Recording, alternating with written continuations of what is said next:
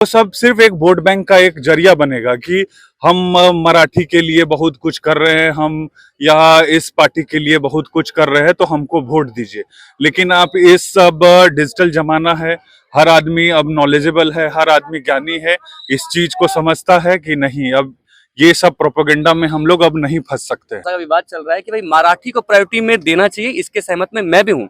लेकिन उनका जो मानना है कि भाई जो उन्होंने हिंसात्मक प्रवृत्ति अपनाई है, ठीक है, कि हिंदी नहीं बोलना है या अन्य भाषा नहीं बोलना है, मराठी ही बोलना है, इसका मैं विरोध करता हूँ, पुरजोर विरोध करता हूँ। लेकिन कहीं ना कहीं जय हिंद दोस्तों। मैं अभी पटना गांधी मैदान में हूं और गांधी मैदान के आप ये देख सकते हैं पूरा सेंटर में हूं मैं। और यहाँ पे बहुत सारे लोग जो मेन जो बोला जाता है बिहार का राजनीतिक लोग, वो पटना में ही रहते हैं। और पटना में हमारे साथ कुछ ज्ञानी लोग मिल गए हैं जो साथ में जिनके साथ वार्तालाप होगा हमारा भाषा विवाद पे। तो खासकर सर मेरा ये सवाल है कि अलग अलग राज्यों में, जैसे कि खासकर महाराष्ट्र में जो ये घटना हो रहा है कि हिंदी भाषी लोगों को मारा जा रहा है, पकड़ पकड़ के उसके साथ वीडियो निकालकर शेयर किया जा रहा है मारते हुए, तो उसके विषय में क्या बोलना चाहेंगे? और वो सारे जो घटना कर रहे हैं वो मनसे पार्टी के लोग कर रहे हैं, राज ठाकरे के आदमी कर रहे हैं, क्या बोलना चाहेंगे आखिर उसके विषय में? देखिए, सबसे पहले आपके सभी दर्शकों को मेरे तरफ से गुड मॉर्निंग। और रही बात भाषा के आधार पे किसी को मारना या प्रताड़ित करना, ये बिल्कुल भी गलत है। और जिस तरह से महाराष्ट्र में ये सब जो चल रहा है कि जो मराठी नहीं बोलेगा उसे मारा जाएगा, ये बिल्कुल भी गलत है। भाषा सिर्फ और सिर्फ एक मैसेज ट्रांसफर का एक जरिया है, एक तरीका है। कोई आदमी जो अगर मुंह से बोल नहीं पाता है, जो गूंगा होता है, तो वो अपने मैसेज को इशारों में किसी को ट्रांसफर करता है। तो भाषा क्या है? एक मैसेज ट्रांसफर करने का बस एक तरीका है। और इस लिए कि आप मराठी नहीं जानते हैं उसके लिए आपको महाराष्ट्र में पीटा जा रहा है, ये बिल्कुल भी गलत है। या कोई भी स्टेट में हो, किसी भी स्टेट में वहाँ का जो क्षेत्रीय भाषा है, जो अगर आप उस क्षेत्रीय भाषा को नहीं जानते हैं, उस आधार पे आपको जो अगर पीटा जाए तो ये बिल्कुल भी गलत है। क्योंकि ये देश सिर्फ एक राज्य तक सीमित नहीं है, ये पूरा देश हमारा देश है। हम कहीं भी जाके रह सकते हैं, कहीं भी जाके अपना रोजी रोजगार सब चीज कर सकते हैं। यही है कि मैं ये लास्ट में यही कहना चाहूंगा सभी महाराष्ट्र के सभी लोगों से कि बिल्कुल ऐसा ना करें। क्योंकि देखिए, आप भी कहीं ना कहीं रोजगार के लिए जाते हैं, दूसरे राज्य में जाते हैं या कुछ भ्रमण के लिए जाते हैं, तो लोग वहां भी आपको जो अगर इसी तरह का ट्रीट करे तो आपके साथ कैसा लगेगा? आप लोग भी इस चीज को समझे और किसी के साथ भाषा के आधार पे दुर्व्यवहार ना करें। Thank you. तो ये खासकर जब भी होता है, अभी जब भी देखेंगे उन लोगों का जब एक्शन होता है हिंदी विवाद पे, वो खासकर जब इलेक्शन होता है तो जैसे कि बिहार में भी इलेक्शन है, लेकिन बिहार में ऐसा माहौल नहीं है। वहाँ पे इलेक्शन है म्यूनसिपालिटी का, और जिसके कारण है कि वो इलेक्शन में गर्म करने के लिए ऐसा कुछ लोग बोलते हैं कि आपको मारा जा रहा है, वो इलेक्शन में गर्म करने के लिए, अपना वोट पाने के लिए।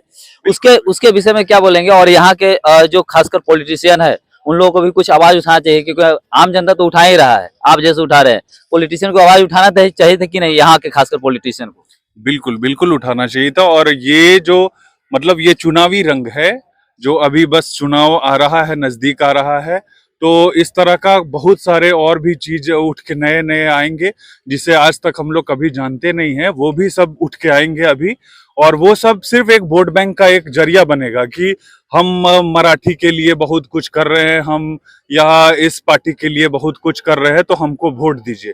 लेकिन आप इस सब डिजिटल जमाना है, हर आदमी अब नॉलेजेबल है, हर आदमी ज्ञानी है, इस चीज को समझता है कि नहीं अब ये सब प्रोपेगेंडा में हम लोग अब नहीं फंस सकते हैं। अब हम इस सब चीज से बहुत ऊपर उठ चुके हैं। आपका शुभ नाम क्या हुआ सर? नील तिवारी। तो नील तिवारी जी, भानु सर जरा इधर आइए। तो ये जो नील तिवारी जी जो बोले, आप उनमें कुछ बोलना चाहेंगे? कुछ इसके विषय में क्या है क्या नहीं है? इन्होंने बहुत अच्छे से समझाया है, लेकिन वहाँ के जो नेता है राज ठाकरे, उसको अच्छी जो भाषा है उसको पसंद नहीं आता। उन्होंने बोला कि हम हिंदी को बर्बाद करके रहेंगे। जब तक हम बर्बाद हिंदी को नहीं करेंगे तब तक हम यहाँ पे महाराष्ट्र में किसी को चैन से जीने नहीं देंगे। ऐसी ऐसी बातें बोला है, क्योंकि उसने बोला है हिंदी जो है 285 जो भाषा है उसको तबाह कर दिया है, तो हम हिंदी को तबाह करने के लिए ऐसा कर रहे हैं। देखिए तो कोई भी देश का, देखिए कहीं भी कोई भी अपना इंडिया में यहाँ पे बहुत सारे भाषाओं का, जातियों का यहाँ पे समावेश है हमारे भारत में। तो इस रंग को खराब ना करे। बहुत सारे ऐसे देश हैं हमारे भारत को छोड़ के, जो अगर दूसरे देश में जाए तो वहां पे जैसे फ्रांस में चले जाइए, फ्रेंच, हर आदमी को फ्रेंच आता है और उन लोग फ्रेंच में ही बात करता है। ब्रिटिश लोग है, इंग्लिश में ही बात करेगा, उन लोग कहीं भी जाएगा तो इंग्लिश में ही बात करेगा। या ये चाइनीज हो गया, जापानीज हो गया, ये सब में क्या है, वहाँ का एक प्रॉपर भाषा है जो वर्ल्ड वाइड उन लोग अपना कहीं भी जाता है तो उन लोग वही भाषा का प्रयोग करता है। उन लोग कभी भी कोई अपना भाव वहाँ का भाषा को अडॉप्ट नहीं करता है, अपना ही भाषा को उन लोग देता है। और हम लोग क्या है कि फट से वहां पे गए तो वहां पे हम लोग क्यों बोलेंगे भाई, मराठी क्यों बोलेंगे? मराठी क्या है? अभी अभी मराठी, अभी ये जो 8वां अनुसूची में जो आया है अभी, तो अभी मराठी को अभी इंक्लूड किया गया है। हिंदी हमारे संविधान में ही उसको बोला गया है कि इसका विस्तार करने के लिए इसको हम लोग हमेशा तत्पर रहेंगे।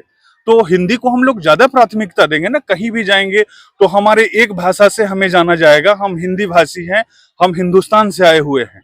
हमारा क्या पहचान रहेगा जो अगर हम कहीं भी जाएंगे, कोई मराठी बोलेगा, कोई असमी बोलेगा, कोई मलयालम बोलेगा, कोई तेलुगु बोलेगा, तो हमारा एक प्रॉपर भाषा क्या हुआ? हिंदुस्तान का रिप्रेजेंट कौन करेगा? हिंदी एक करता है ना। शिकागो सम्मेलन में हमारे स्वामी विवेकानंद जी महाराज हिंदी में जाके वहां पे भाषण दिए, क्या उनको गौरव महसूस नहीं हुआ? तो कुछ बोलना अभी चाहेंगे? निशिकांत दुबे जी है, उनको उन्होंने बोला कल की सभा में कि वो आएंगे मुंबई तो उनको समंदर में डुबो डुबो के मारेंगे। तो ऐसी ऐसी भाषा का प्रयोग कर रहे हैं वहाँ के नेता लोग, मतलब नेता खास करके राज ये ठाकरे। नेता तो बस नेता खास अपना करके वोट राज बैंक ठाकरे के लिए है और इनका कुछ कुछ नहीं है। ये डुबा डुबा के मारेंगे, इनको हिम्मत नहीं है कि डुबा डुबा के मारेंगे। इतना ऐसा बस बोल देना और कर देना बहुत आसान चीज उन्होंने है। डुबा डुबा के मारेंगे, यहाँ पे उसके बाद अभी है वहाँ पे आम जनता जो है उन लोगों को ही ज्यादातर परेशान किया जाता है कि भाषा ये बोलो ये बोलो। लेकिन वहाँ का जो विशेष विशेष जनता है, जैसे अमिताभ बच्चन हो गया, शाहरुख खान हो गया, या अंबानी हो गया, या बड़े बड़े बिजनेसमैन है, उन लोगों के ऊपर कभी ये सब चीज दबाव नहीं डालते हैं वहाँ के नेता लोग, वहाँ के लोग। उसके विषय में क्या बोलना चाहेंगे कि आखिर वो लोग तो बहुत पहले से रह रहे हैं, वहाँ के रहवासी भी है, उन लोगों को पहला प्राइवेसी बनता है कि वो लोग सीखे भाषा, और लेकिन उन लोगों को दबाव नहीं जाता है। उन लोगों को नेताओं को क्या बोलेंगे उन लोगों को दबाव नहीं देते हैं? देखिए ये सब जो चीज है ना, आदमी आज जो जितना भी है जो बोलता है ना कि कानून सभी के लिए समान है, हर चीज को समान भाव से देखा जाता है, ऐसा बिल्कुल भी नहीं है। सभी आज के दुनिया में भी, आज एकदम प्रैक्टिकली दुनिया में जो अगर देखा जाए तो पैसा का दुनिया है। आपके पास जो अगर पैसा है तो आप भाषा है या नहीं है, आपका रंग कैसा है, आपका हाइट कैसा है, उससे कोई डजेंट मैटर। आप बस पैसा वाले हैं तो आप सुपरस्टार हैं, आपको सब सम्मान करेगा। आप महाराष्ट्र में चल जाए, गुजरात में चल जाए, कहीं भी चल जाए, आपको हर जगह सम्मान मिलेगा। ये सब गरीब तबके का इंसान जो अपने रोजी रोटी के लिए रोज मर रहा है, बस उस सब चीज के लिए ये सब नया नया कानून थोपा जाता है। और खासकर मैं ये जानना चाहूंगा कि जैसे कि बिहार के जो सीएम है, जिसको सीएम हमने बनाया है नीतीश कुमार जी, तो उनका फर्ज बनता है कि नहीं इस विषय पे बोले, क्योंकि वहां पे मारा जाता है लोगों को, तो ये गरीब तबके के लोगों को मारा जाता है। यहाँ की जनता जिसको बनाया है सीएम, उनका तो फर्ज बनता है, वो नहीं बोल रहे हैं, चुप्पी साधे हुए हैं, या फिर कोई भी पार्टी के लोग चुप्पी साधे हुए, उसके विषय में क्या बोलना चाहेंगे?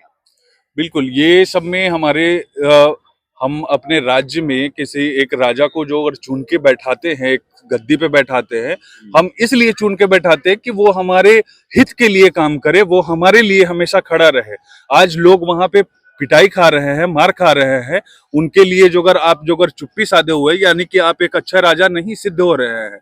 इसके लिए पूरे जनता को उनसे सवाल उठाना चाहिए कि आप हमारे लिए कर क्या रहे हैं। सिर्फ ये 125 यूनिट बिजली फ्री करके आप बस चुनाव का प्रोपेगेंडा सेट कर रहे हैं क्या?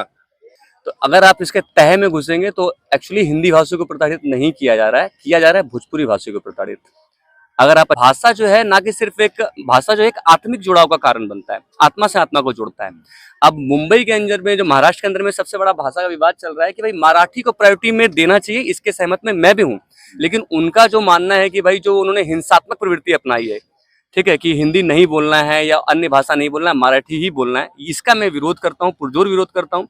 लेकिन कहीं ना कहीं मेरा मानना है कि मराठी को प्रायोरिटी में लेने के लिए उनको ये कहना चाहिए कि भाई आप मराठी के लिए प्रेरित करना चाहिए, बिकॉज अन्य भाषा को रोके बिना लोग स्वच्छंद है कि हर भाषा का बोल सकते हैं।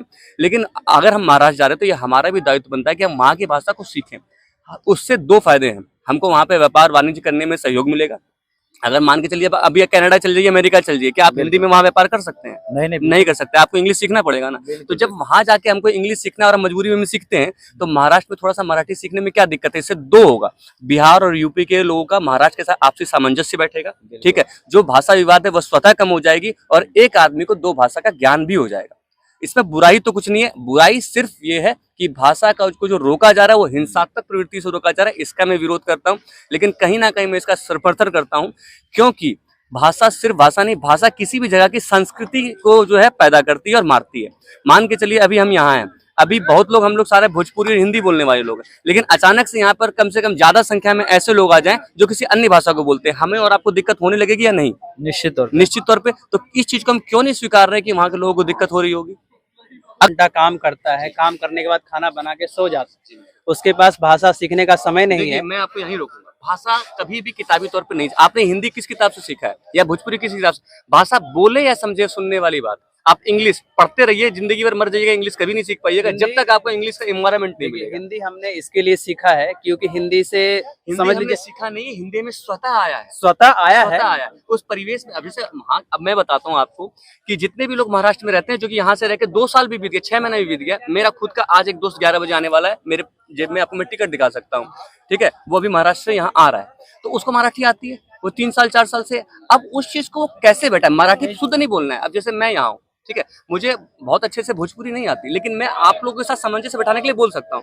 अब मैं बोलूंगा नहीं मैं हिंदी या इंग्लिश बोलूंगा तो आपस में विवाद हो गया, लड़े ना हम दोनों, क्या जरूरत है? हल्का से बोल ही ले। प्यार से कोई सीख रहा है तो ठीक है। ये मैंने तो ये शुरू में बोला कि हिंसात्मक प्रवृत्ति का विरोध करता हूँ मैं। और जैसे 16 घंटा काम करने के बाद उसके पास समय नहीं मिलता, वो मजबूरी बस सीख नहीं पाता। 16 घंटा जो काम कर रहा है वो महाराष्ट्र में ही तो कर रहा है, ऐसे लोगों के बीच ही तो कर रहा है। महाराष्ट्र में आप जाएंगे तो मराठी का जो संख्या है वो ज्यादा है, बहुत कम है। मुंबई में मुंबई में जाएंगे ना तो वहाँ पे आप मुंबई में घटना है 100 में से 99 आदमी मिलेगा जिससे आप हिंदी में बात कर सकते हैं। मराठी में कोई बात नहीं करना चाहता है, कोई नहीं करेगा आपसे बात। मराठी आदमी खुद मराठी में बात नहीं करेगी। तो जब वहाँ पे माहौल ही नहीं है मराठी में बात करने का, तो अचानक से नेता आता है, बोलता है कि तुमको मार मार के मराठी कहलाएंगे, सिखवाएंगे, और वो गरीब लोग, जो लोग की उसका जवाब नहीं दे सकते। इसका तो मैं पुरजोर विरोध करता हूँ। हिंसात्मक प्रवृत्ति तो किसी भी चीज की नहीं, तो लेकिन वो मारपीट जो कर रहा है बिहारी लोगों के साथ, और बोल रहा है कि अगर तुमको बिहार का हूँ, भागलपुर का, बोल रहा है तुमको अगर महाराष्ट्र में अगर मराठी नहीं बोल पा रहे हो तो चले जाओ अपने बिहार में कुछ नहीं है, तुम लोग भिखारी हो। कि जो गरीब तबके के लोग हैं, रेडी पटरी वाले, उनको ही परेशान किया जा रहा है। आज अमिताभ बच्चन है, अक्षय कुमार है, जो आप मराठी का विरोध, एक तरह से हिंदी का विरोध कर रहे हो, और हिंदी फिल्म इंडस्ट्री से ही आपका विरोध है। वो तो ठीक हिंदी है, फिल्म इंडस्ट्री से पूरा मुंबई चल रहा है। जैसे समझ लीजिए कि एक भाषा और दूसरे भाषा के बीच जो है विवाद उत्पन्न कर रहा है, उसके ऊपर नफरत फैला रहा है। मराठी अगर जबरदस्ती किसी को बुलवाएगा तो नफरत फैलेगा। तो यहाँ के लोग या पूरे भारत के लोग उसको नफरत की नजर से देखेंगे और एक दूसरे में जो है वो दंगा फैलेगा और ये बढ़ता रहेगा।